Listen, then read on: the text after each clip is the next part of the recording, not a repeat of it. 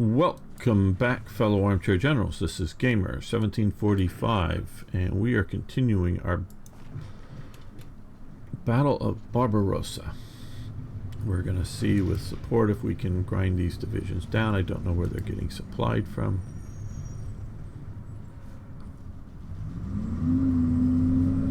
Okay, we're pushing up and around here.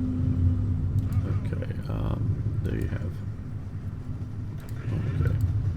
Stop attacking.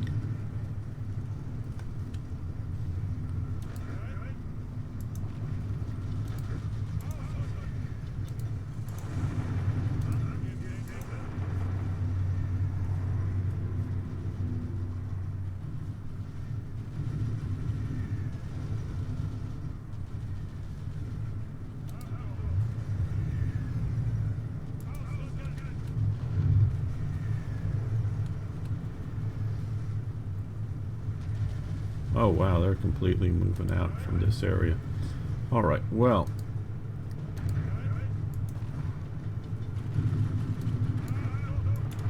Those two divisions can move that way as well. Move up the armor.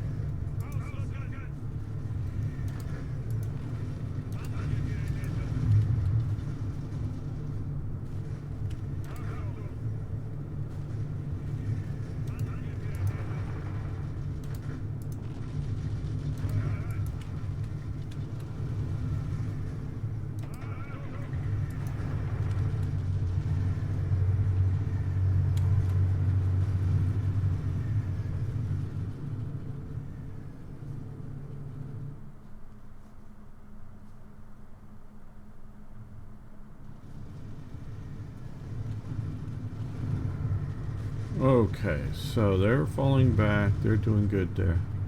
Hey, Turn Low, how you doing?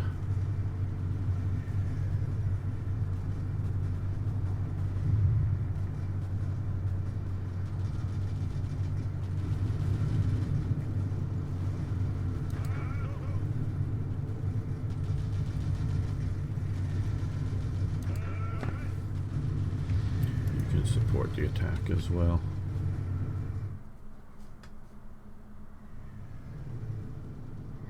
They're falling back.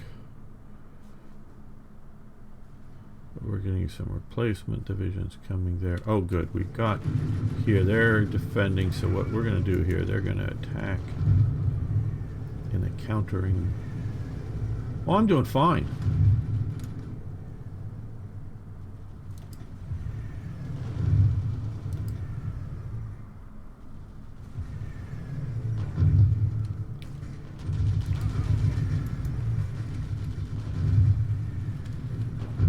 They're defending, so these three divisions will attack that way. They'll march up there.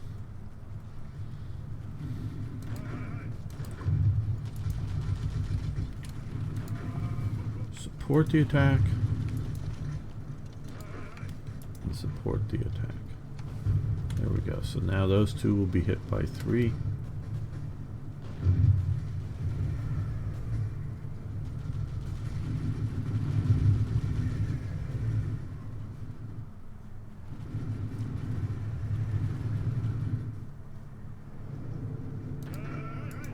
Move that German division back up there.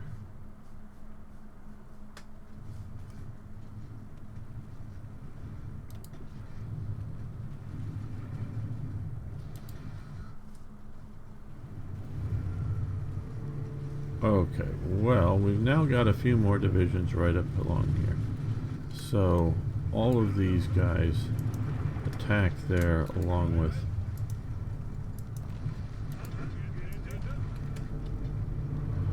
those. That would cut off Leningrad.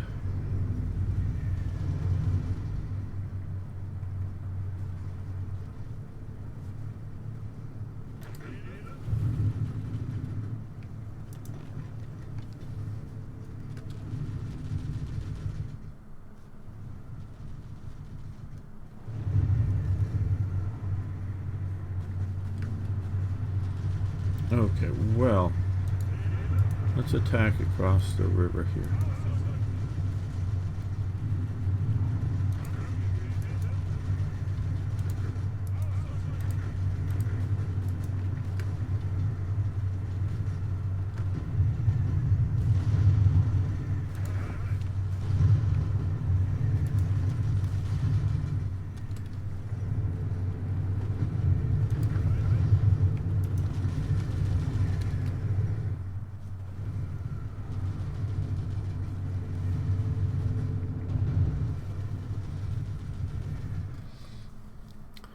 So we're holding down the front, we're pushing. Let's take a look at some of the naval actions here. Took out some transports. Light cruisers, 5 destroyers, 5 escorts, 4 loss of a few bombers. Inconclusive actions, inconclusive. I took out a French convoy. We got Australian, British, Belgian. Oh, 6 Soviet. Okay. British, French. So our submarines are having some effect. Good. Good, good, good. Hopefully positive. Not looking at it in detail enough to know just how many we're losing versus sinking them, but it looks good. See just what's happening here, and that they're sending in reinforcements into that fight. So,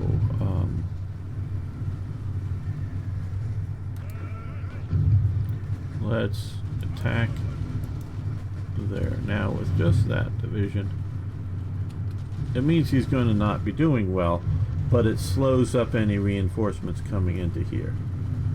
And that's sort of what I mean by wanting to cut off before really pushing into a place like that.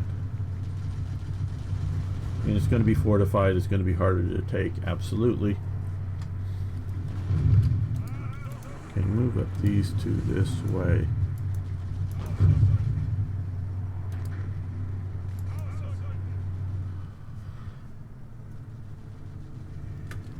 Okay, they're battling there. So how are you? You're in good shape. So you attack there.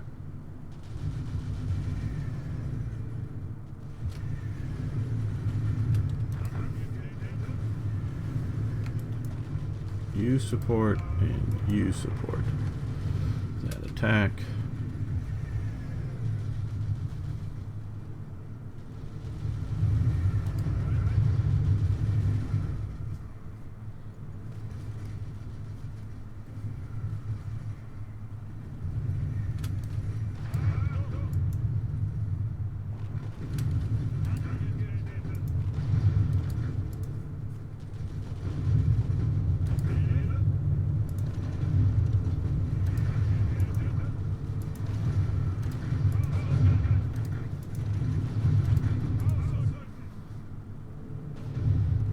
Okay, good. We're pushing across this river here. You guys might as well just get across.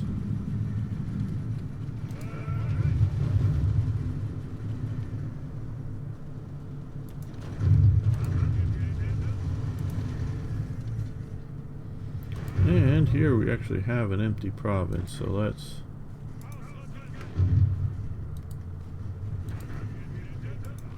move these guys up here.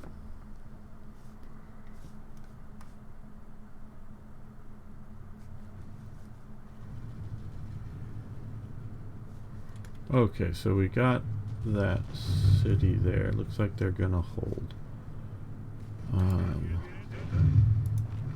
Let's move you down that way. We're gonna push for Rostov, and we're gonna push up from here and hopefully join these 2 fronts.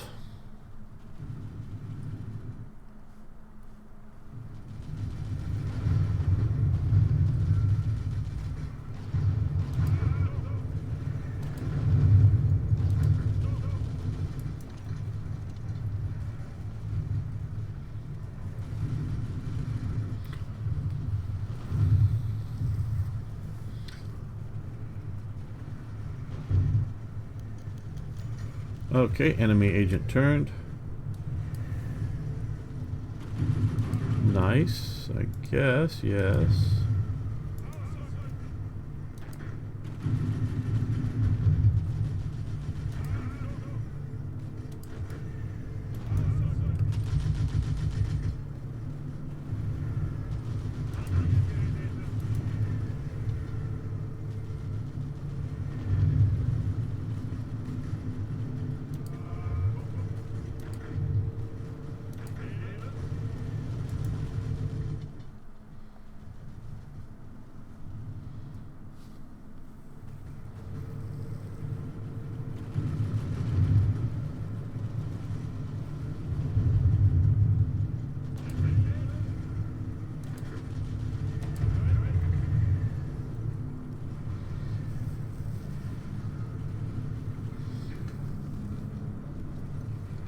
Well, it could be Lend-Lease.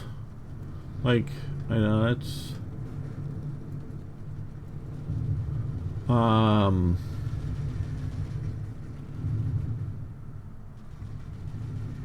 That's what it could be over Britain, or over Soviet Union with a British plane. I guess in theory it could even be a British aircraft, British unit stationed in Russia with this game. We can see the air situation, which is not the best by any means here.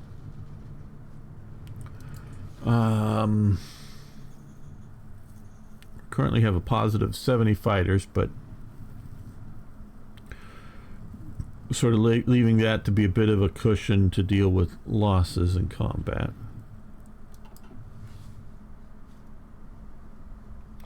Yeah, I don't know if it's Lend-Lease. It might just still keep the British Rondels, but it could also be a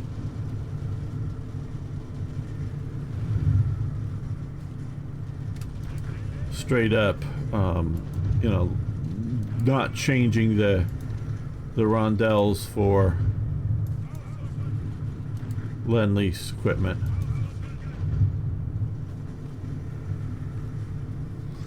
But I'm not sure.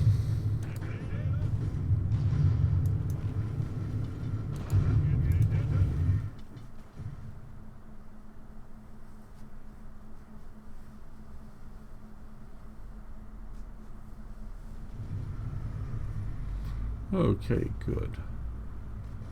They're coming down that way.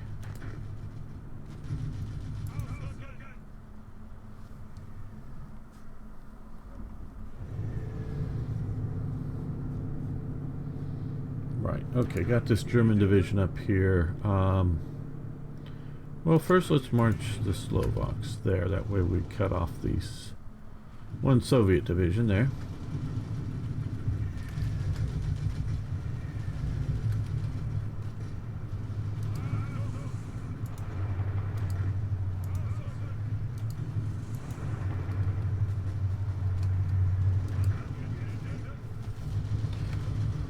Support the attack and support the attack.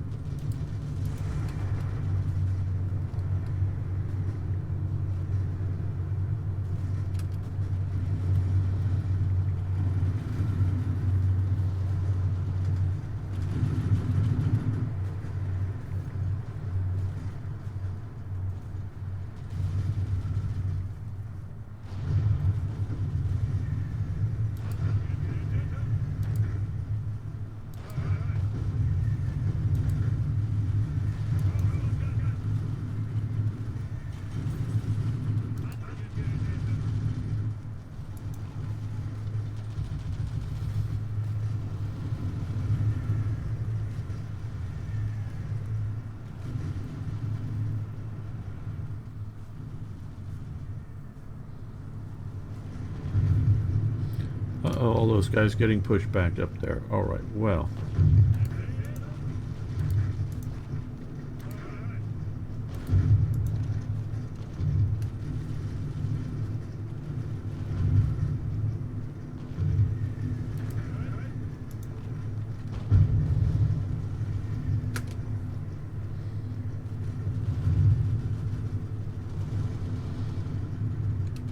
Now, time for another push. Well, I'll just get all of these guys to push them.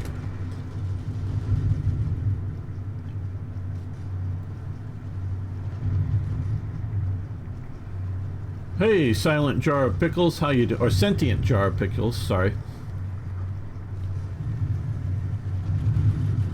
Kronos is moving up to YouTube. All right. Well, wherever you want to watch me, I'm happy on either location. Oh, we have free factories, which means we want to produce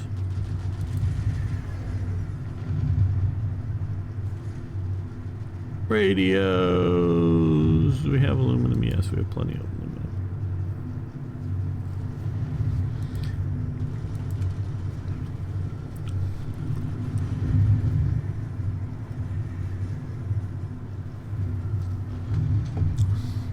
Earlier we were talking about American logistics and German logistics compared to everything else. The other thing, of course, is a big game changer is radios.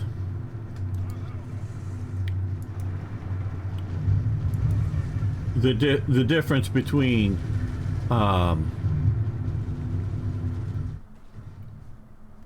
being able to communicate tanks and other things with radios versus not is another massive improvement the Germans had.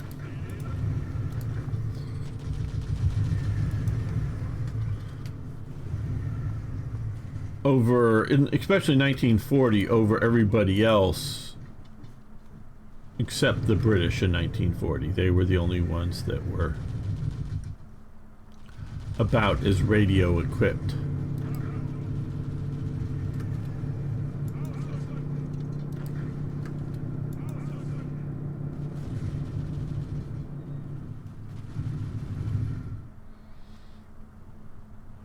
The MP40, what's your question?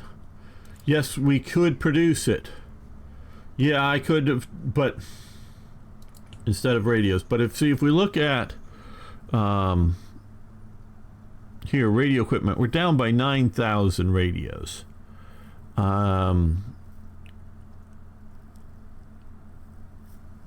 We do have assault equipment here, but so I'm really, and we don't even have we need uniforms.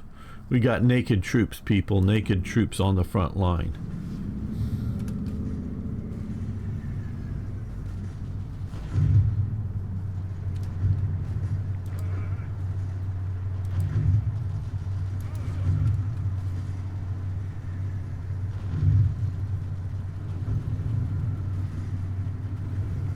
Oh, tank radios?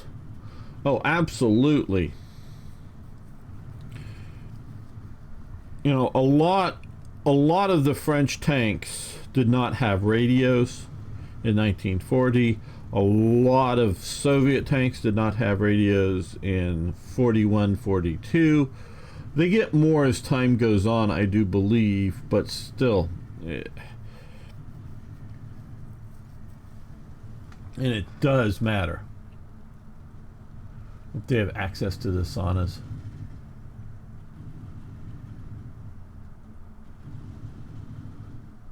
Oh, you're talking about in the game researching. Well, we are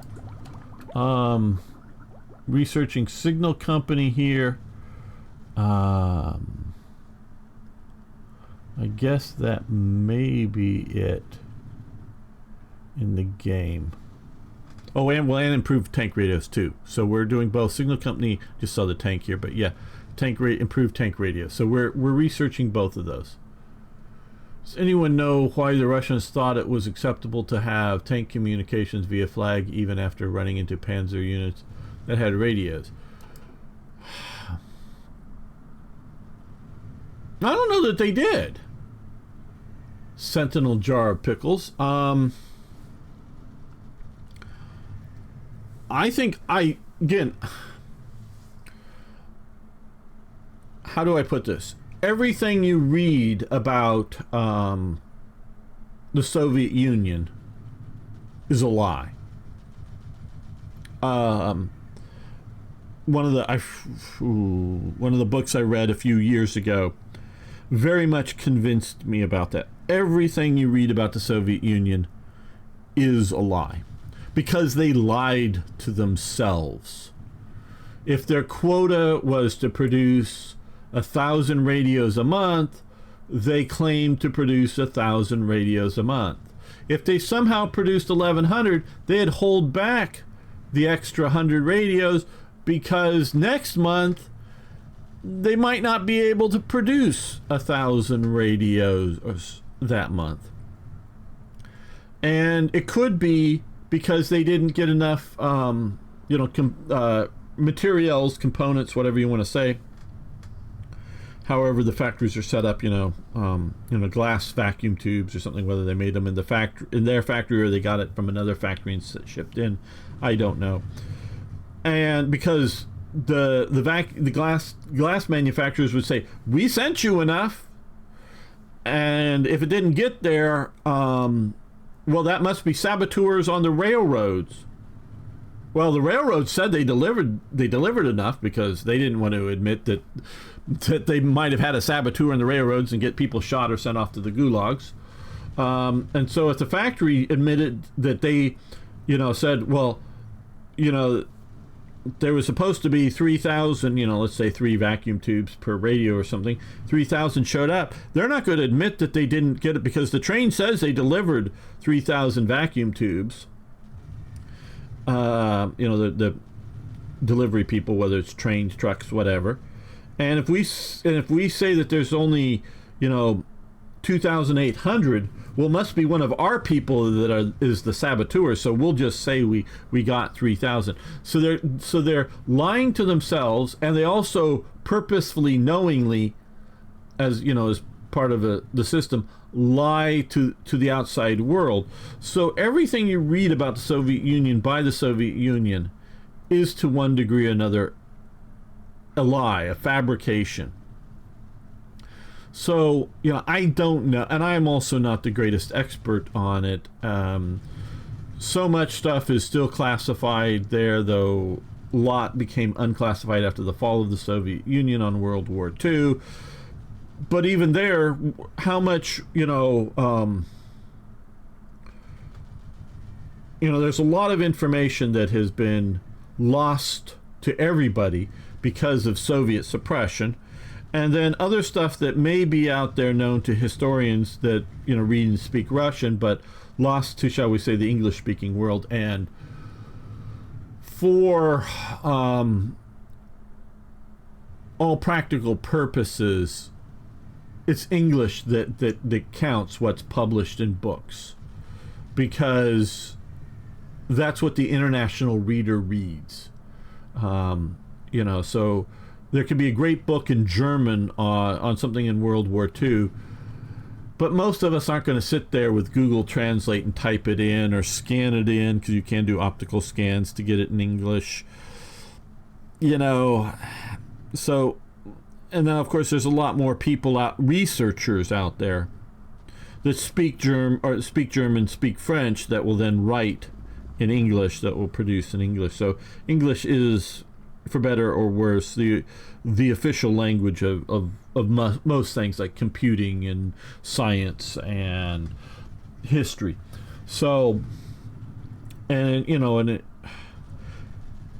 it just so geographically, linguistically, politically, and again we're seeing with what's happening in Russia, politically, Russia's divided from much of the Western world, because right now some British or American historian probably won't be allowed into some Russian archives from World War II that they might have been allowed 2 or 3 years ago, and even more would have been allowed 4 or 5 years ago probably. So it's cutting off. So even those records, now there may be a guide to to what's going on.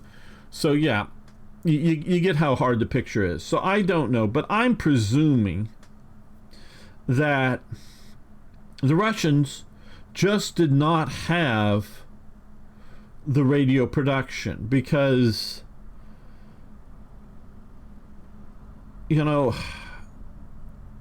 lot of places in Russia, towns, villages, might have had the one radio, where Germany is doing the Volkskampfer, the people's radio, in which they're trying to get a radio in everybody's home, which means apartment and whatnot, as well as pubs and other public meeting things. They're trying to get them out everywhere. So they have, even before, well before the war starts, they have a massive industry set up. Yeah, true, mostly making receiving sets, but it's not that big of a leap to making a sending and receiving sets. So they have the infrastructure for mass communications via radio. The Soviet Union doesn't, for the scale of the country that it is, okay? Yes, it makes radios. Yes, it probably makes a shit ton of radios. But for the size of the country, or the size of the army, and including, if you figure you got to have a radio in every airplane, and you got to have radios at ground stations for the airplanes, and you got to do all this other stuff, I don't think they can produce enough radios. And they do more of a, like for tanks, a receiving set, so that your platoon commander or somebody can tell you something. So again, some of this is out of pure speculation, but it's somewhat informed speculation. So, but it is still speculation. And because I know they did do this, is they did have the idea of, at some command level, a sending and receiving set, and a lower command level. It might be more the company having a sending and receiving, company command tank or tanks, because sometimes you would have the CO and the XO tanks, having sending and receiving sets, and the platoon commander having a receiving set. And the other guys are just like, hey, form up, V-shaped formation on me, tank commander, and, follow along. But even then, when the platoon commander sees, like, oh, there's enemy tanks shooting at us over there on the left flank, he can't tell the superior commander that they're seeing it there right away. So yeah, they have radios. They get more and more radios as time goes on. I don't know if there's really any setup of taking or being sent Lend-Lease radios to being installed in Russian vehicles. I just don't know if that was happening or not. But I do know that later in the war they are getting more and more radios. Again, it's a big enough mystery as to how much that's happening for me. Okay, yeah, let's see. You should be good with manpower until late 42. Yeah, we're getting better at manpower for sure. We're approximately good. After doing casualties, okay, because they couldn't manufacture enough short-range radios, long-range had priority because Germans were able to intercept radios and use them to kill them. Do you think some of the generals believed the lies and thought their armory units had radios? Well,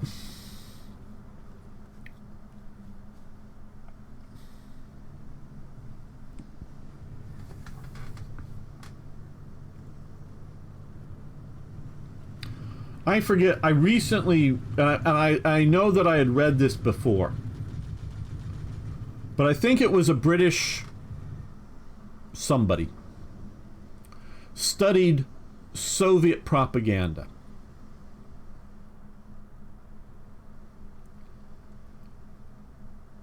And Soviet propaganda, communist propaganda, is not meant to convince you of something. What it's meant to do is to humiliate you. Okay? And I have a fair number of... Oh, hello, Mohammed 576 over on Rumble. How you doing? Good to see you over there. Yay. Is meant to humiliate you. And what it does is it makes you say things you know are not true to somebody else. Okay? And that's its goal. It is not to convince you that everyone has radios. What it's meant to do is you sit there and you know in your head, because you've just looked in all the tanks and seen that they don't have radios, but you go to somebody and say, yep, all the radios there, sir. It's meant to humiliate you and make you say things you do not believe is true. It is like, and so that is what Soviet propaganda is like. Now, and like I say, there's a lot of Europeans, I know a lot of European, get a lot of European friends, and a few of them will admit, will say truth. But I think even they, in their social activities, will go along with Soviet propaganda to this day. Because there are people that will say, men and women are just the same and equal. Women can be men and men can be women. Trans rights matter. Trans rights don't fucking matter at all. Because a trans person is a mentally deranged person, self-described. They claim that their mind or their soul or whatever is in the wrong gendered body. So they've just identified a mental problem. Our current, quote-unquote, method of dealing with it is to affirm their mental problem and not fix their mental problem. They want to affirm their mental disorders, say, yes, you're right, you really are a man, as you have boobs bound. Well, we can cut the boobs off and you'll be more of a man. No, male and female is down in every cell of your body. You cannot change it by any surgery. Yes, you can fool somebody in doing it, but men are men and women are women, and that is it. Okay? Yes, I know there's some hermaphrodites that are born some way. I'm not talking about them that are actually born with dual genitals or something. Okay? I'm talking about trans. There is no such thing, there should be no such thing as trans rights. Trans is a mental disorder. It should be, and I don't know how best to, but it should be addressed through healthcare systems. And I don't care if somebody, transvestites, that people want to dress up and pretend to be something else, pretend to be a man or pretend to be a woman. That is a different matter, okay? Play dress up is playing dress up. That is fine. That has a long tradition. That does not make you a man or a woman, okay? So what Soviet propaganda is to get everyone to say things that they know in their heart of hearts is not true, and then go along with it to the point of death. I will not do that. I think a lot of people are being propagandized into being trans because, yes, especially in your teen years, as your body is changing, it is uncomfortable, and you may look at, the grass is always greener or whatever. Look at the other side, and boy, I wish I was a boy. It seems to be easier than being a girl. And I do also believe that there are adults that get there and really do feel messed up. I feel for them. This is not a hate statement. This is not hate. Again, they want to claim everything, if you disagree, is hate. I don't hate them. I'm not hating. I don't fear them. It is not a phobia. It is just a reality. They, just because you want to dress and act differently doesn't make you a man or a woman. It makes you a person who wants to dress and act differently.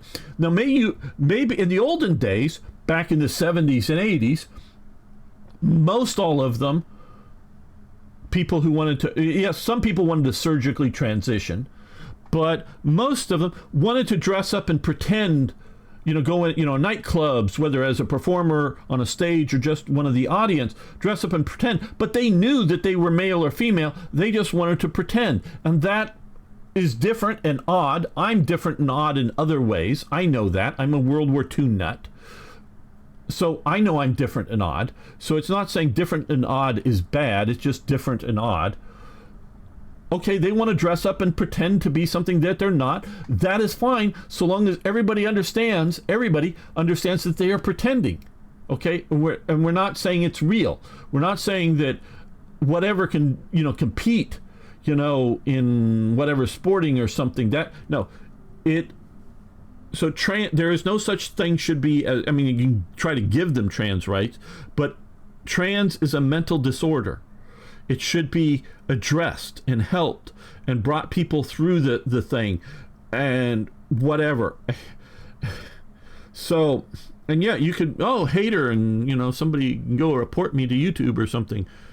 Well, no, I don't hate anybody like that because they have those things. I hate communists, yes. I hate Nazis, yes.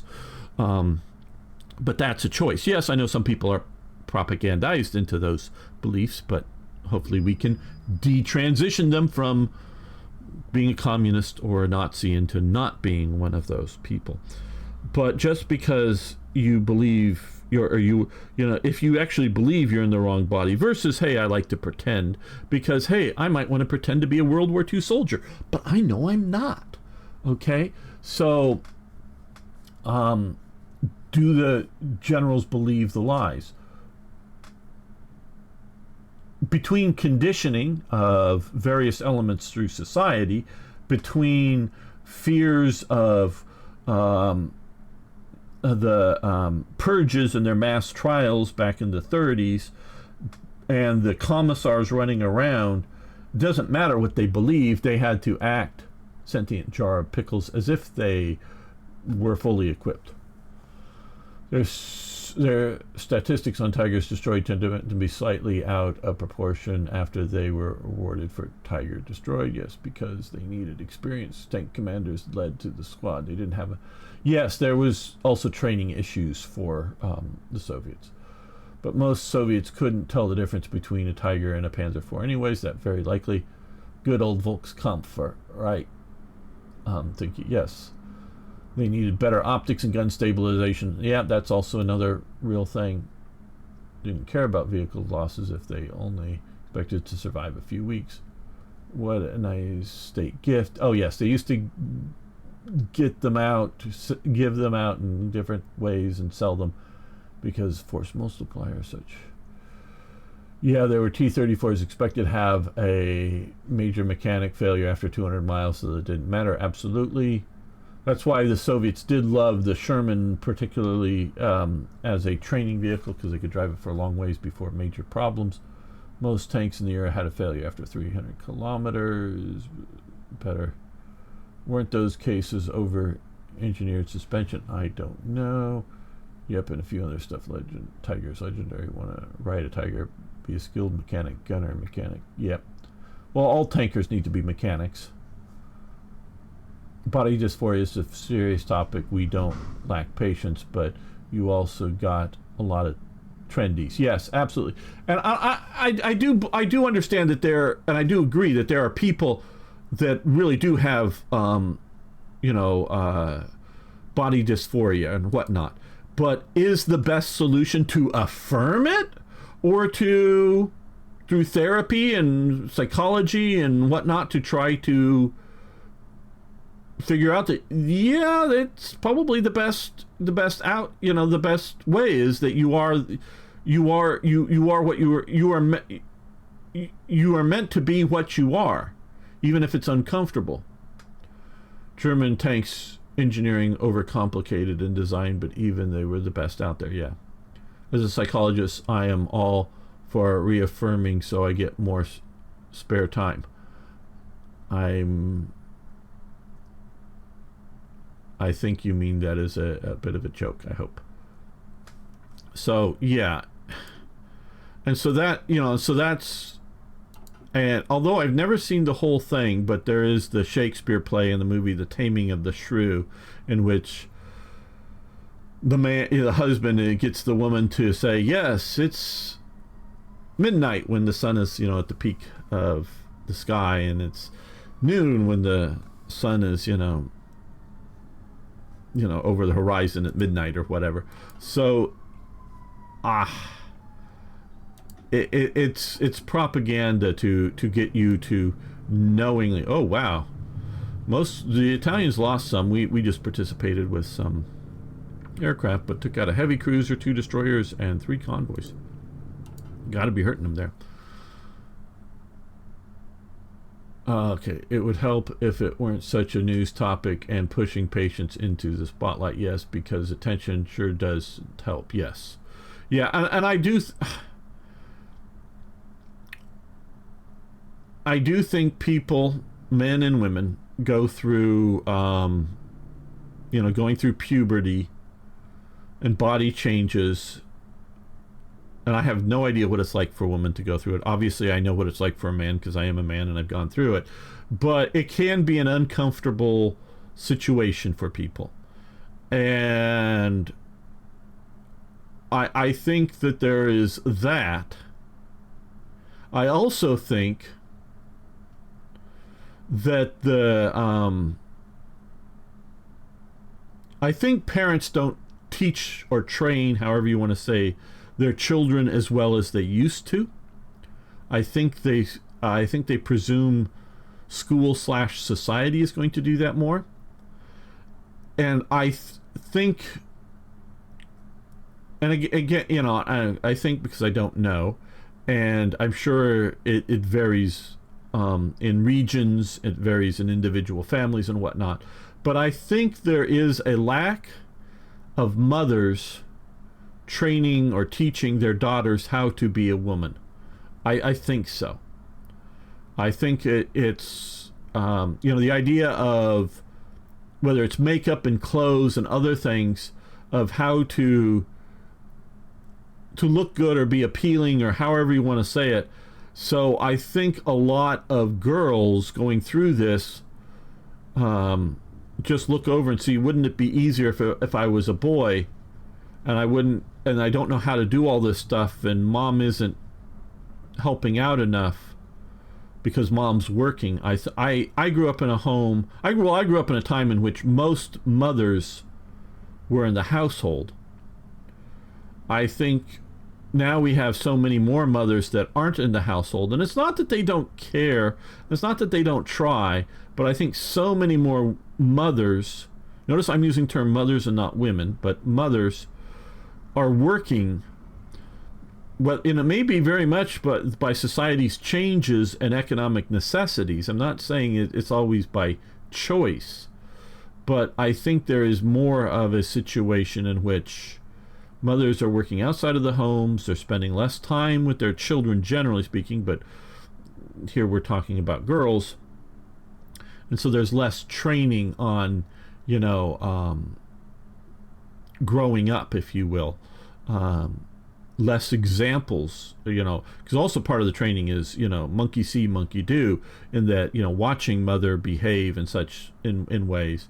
But if you're not around mother, well then, why do we have this island here?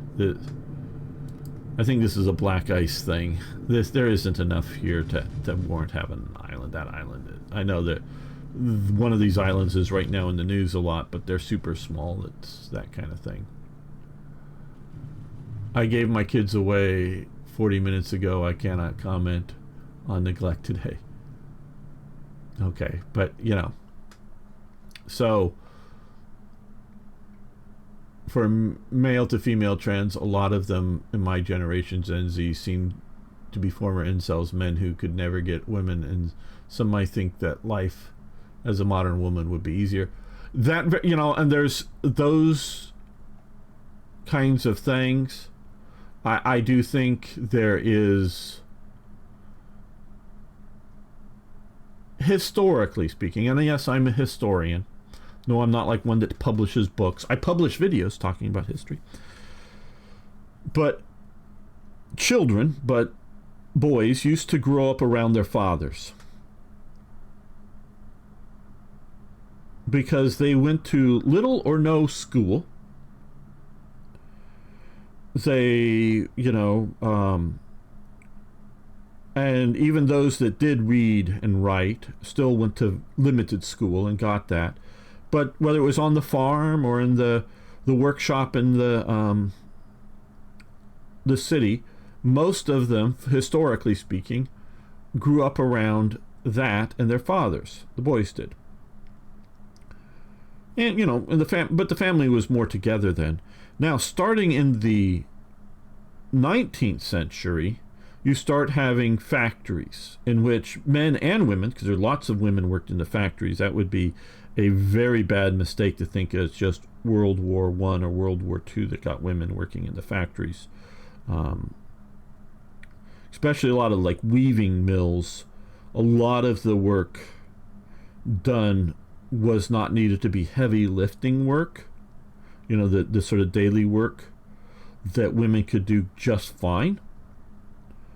Where other industrial work you needed a little bit more muscular still, even though it's industrialized, mechanically done. But so, and then of course you had children working in the factories, which I don't approve of, but still they were working in probably the child was working at the same factory that maybe their parent was working at. And so that they were in the society of adults. So you would have, even there, may have 50 adults hanging out with 20 children hanging out in a factory and talking and whatnot, where now you have children hanging out with children with one or a few adult minders for the group. So children are sort of raising themselves instead of growing up around adults. This is, transition from the 19th century to the 20th century, now to the 21st century. Society has changed that it is never in the history of mankind, as far back as history, written word, goes, and we can also look at anthropology, which goes back further,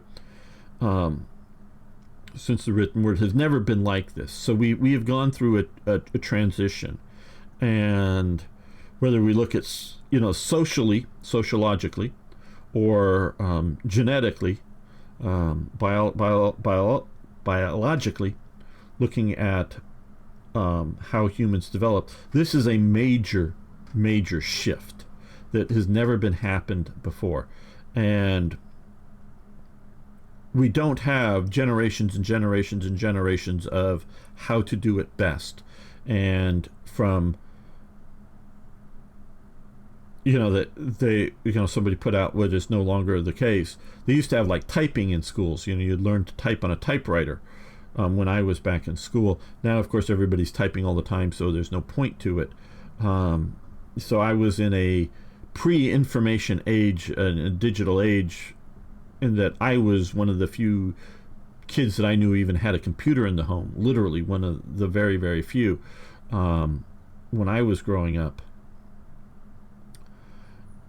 And so this was all books and overhead projectors and chalkboards and pull maps down that were rolled up on the wall instead of things displayed on screen. So the way education has been changing so rapidly here, I don't think we have a good handle on it.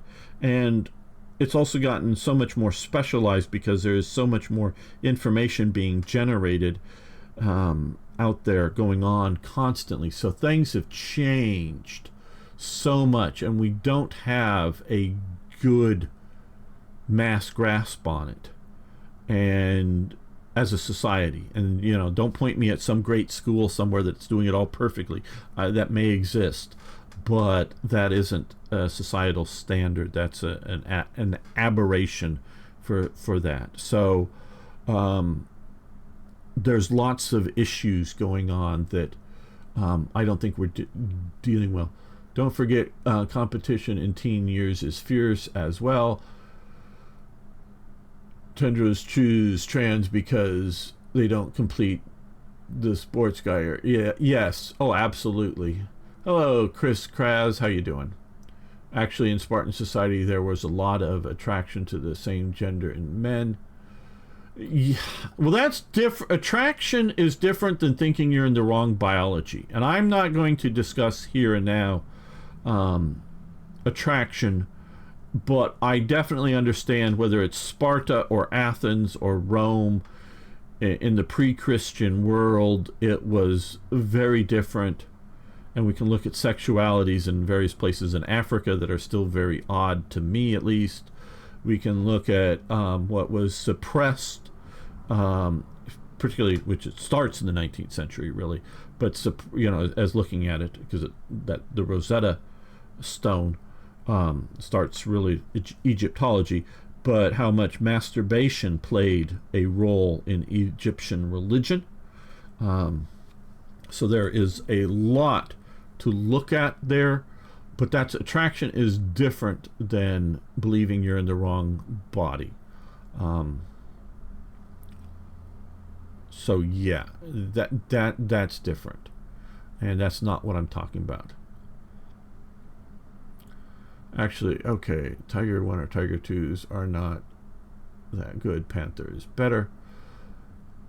Actually, IS-1s and IS-2s are the best heavy tanks. When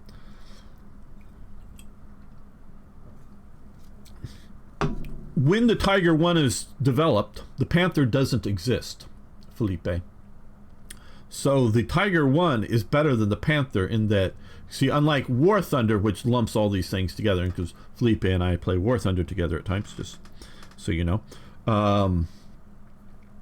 So you have to look at the Tiger 1 is out about a year before the Panther is effective, in numbers on the battlefield, because the Panther starts, first battle is Kursk, where the Panther or the Tiger is used. The first engagements, I believe, are up near the Leningrad front, not attacking Leningrad, but just in the north up here. But the western nations face it is in Tunisia. So the Tiger is around much before the Panther. Yeah, by the time the Panther comes out, the Panther and the Tiger, depending on where you're looking at it, is about an equal vehicle, as we can sort of see in War Thunder and other things. Each has their slight strengths and weaknesses, but they're about the same.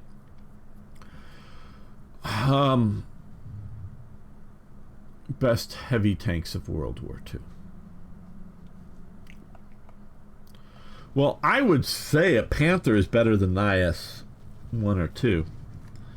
And it's a medium tank. I would say the best tank, in quotes, of World War II is the British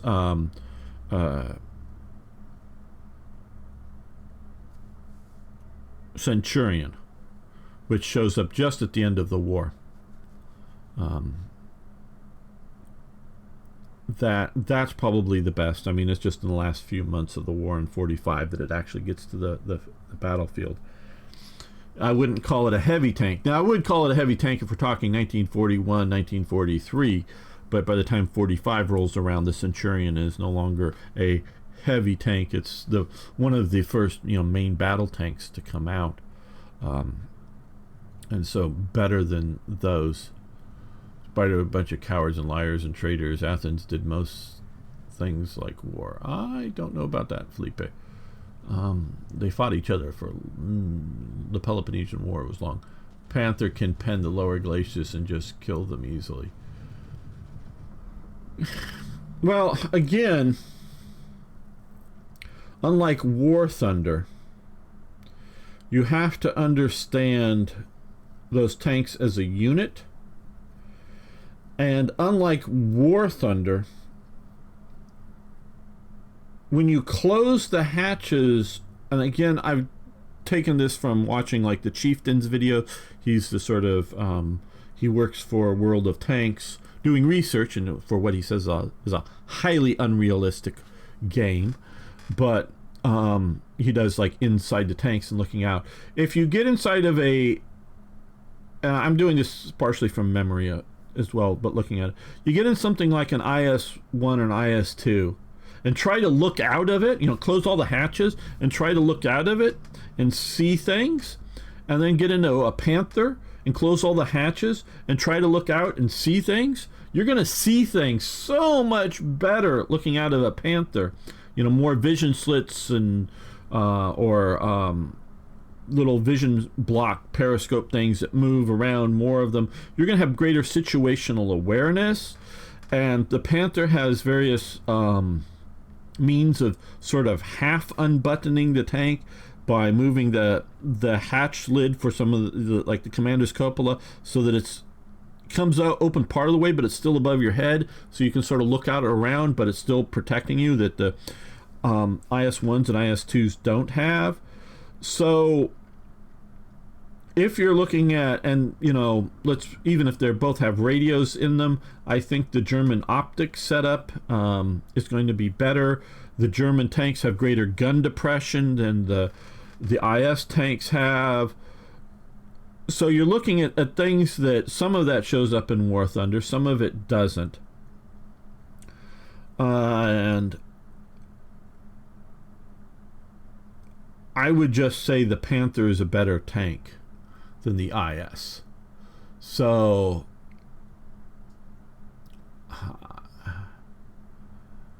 I don't know where you get Sparta did not like to fight. I seem to remember something about 300 of them at the hot gates, or Thermopylae. In fact, I think they liked fighting. Sparta was a totalitarian ultra police state that ruled over the helots, where Sparta did not, to the best of my knowledge, and things change over time, but sort of at their height and glory, they did, to my knowledge, again, I could be wrong, correct me if I am later, now, or whatever. Sparta, well, everybody allied with anybody at one moment or another, Felipe, during the many hundreds of years of Greek history.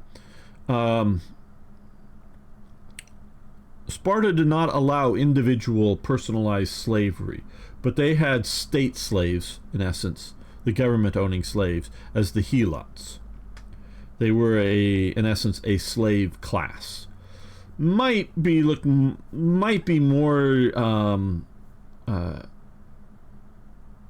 whether you want to call it a caste system like in India, or not peasants, serfs or something, that are specifically tied to the land in some of the medieval periods. It varies again, whatever, during different things. Meaning that they may have had certain rights and not complete slaves. But whereas Athens did allow individual slavery and owning of slaves.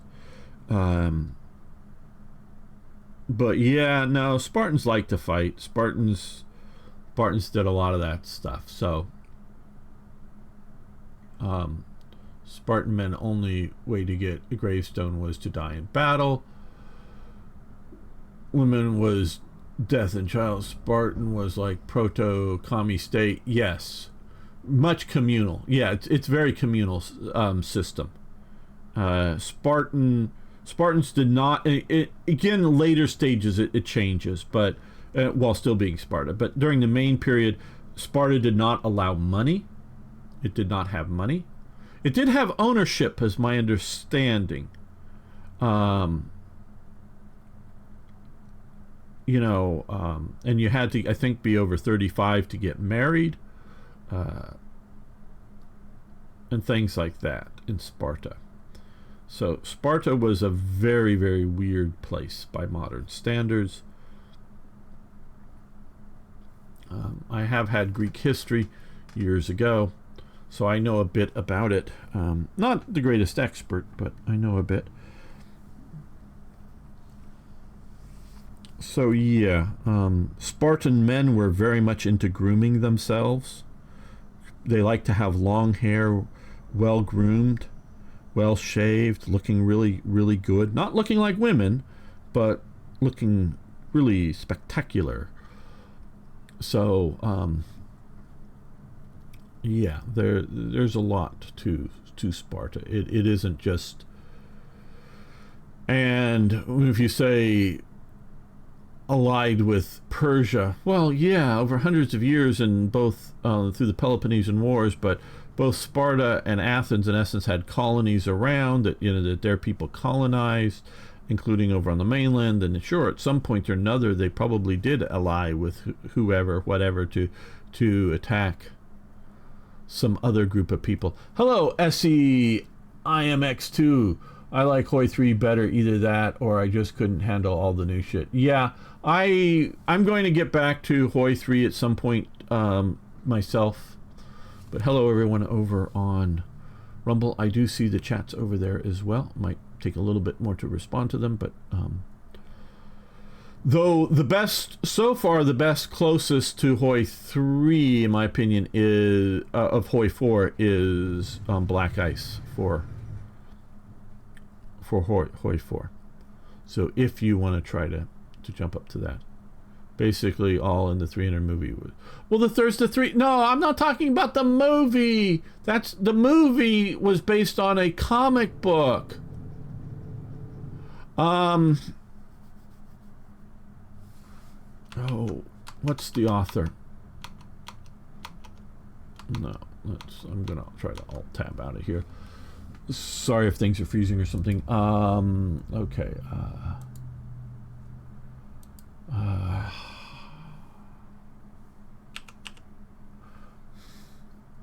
boy, I'm trying to remember. Very good historical fiction writer.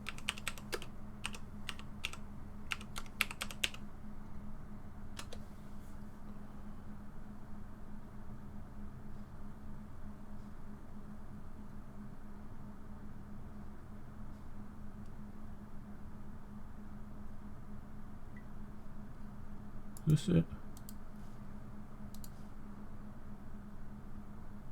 Yes, this is it. The Gates of Fire by Stephen Pressfield. I highly recommend that book if you want to learn about in a good historical fiction, sticks to the fiction. I mean, sticks to the history, but puts it in a somewhat novelized form. Stephen Pressfield wrote a very good book called The Gates of Fire, an epic novel of the Battle of Thermopylae. Very good. I also read his Afghan campaign, and he did another book called Killing Rommel, which I know Bill O'Reilly also has a book of that name. And I've read his Killing Rommel book, which thrilling tale based on, I'm just reading the Amazon, real-life exploits of the long-range desert group. So it's not so much going after Rommel, but it's a really good, really well-researched, unlike there's sort of a cool series that was on British TV recently, and I saw it on the SAS, but highly over exaggerated in many ways. But he does a really good look at the LRDG. So those are, I think, are the 3 books of his that I've read. But it's well researched historical fiction in that you understand what was going on, but it's sort of in a novelized format. So yes, the 300 movie is based on a comic book, and I think it takes that comic book very well and translates it into a movie. If you want that sort of hyped up comic book superhero look at it. I have not seen that movie, likely will not. And there's an old movie on Spartan in the 300s, done back I think in the 60s, which is actually rather good. It's a graphic novel. But I watched the video in Portuguese revealing Sparta lies and myth. I have to rewatch. Okay, well, I don't know what you watched. I before the comic book, before the 300 movies, I've taken Greek history courses that looked at Sparta and Athens, looked at them culturally and historically, and the Peloponnese Wars. I've many years ago watched this is the Peloponnese, and the Peloponnese Wars is basically a multi-generational war between Sparta and Athens, and their allied blocks of nations that fight each other within the Greeks, and not just the 300 or something, one time off. And so I've looked at this long before the big sort of modern Sparta hype, if you will, and have a background in it. So Sparta very much fought. Spartan children grew up fighting, or you didn't grow up as a Spartan child. Literally, you died. So it was a very brutal place, and yes, they fought a lot. Now, they mostly fought other Greeks, of course, but they fought a lot. Oh yeah, and whatnot. Well, I think we're going to end this episode here. I know it's all about World War II when we're talking about Sparta, but hey, we like history here and talking about things, so that's what we've been doing. If you're new around here, of course, please hit the subscribe button, and if you made it this far, love to hear your comments, and of course, everyone, even those on the live stream, can hit the like button. I do appreciate it. So see you next time for more, yes, even more actual Hearts of Iron.